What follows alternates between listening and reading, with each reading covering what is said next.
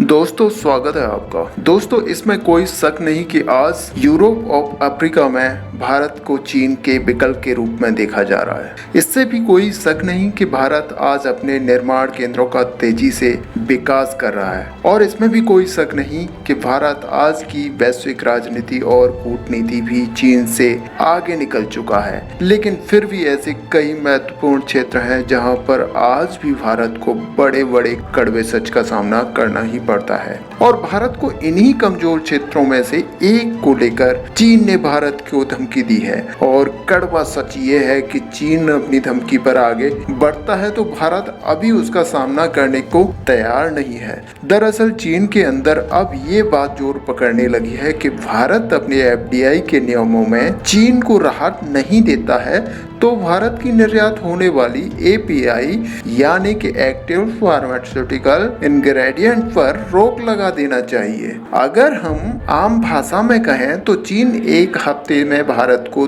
2 बार धमकी दे चुका है और ये दवाइयों पर जुड़े कच्चे माल पर प्रतिबंध लगाने को धमकी दी है। ऐसे में सवाल ये है कि चीन भारत को कच्चे माल की सप्लाई रोक देता है तो उसका क्या असर होगा। इसका सीधा और कड़वा सा जवाब ये है कि भारत की फार्मास्यूटिकल कंपनीज डूबने की कगार पर आ जाएंगी, क्योंकि भारत दवाइयों का सबसे बड़ा देश है लेकिन दवाइयां बनाने के लिए 80% कच्चे माल का जो सप्लाई आती है वो चीन से मिलती है। और आपको जानकर हैरानी होगी कि जिन हाइड्रोक्सीक्लोरोक्विन दवाइयों का निर्यात करके भारत ने बड़े बड़े देशों की मदद की उसका भी 75% कच्चा माल चीन से ही आयात होता है। हालांकि रूस ने भी 2030 तक दवाइयों से जुड़े कच्चे माल का बड़ा सप्लायर बनने का लक्ष्य रखा है, लेकिन फिलहाल रूस भी इस क्षेत्र में भारत की कोई मदद नहीं कर सकता।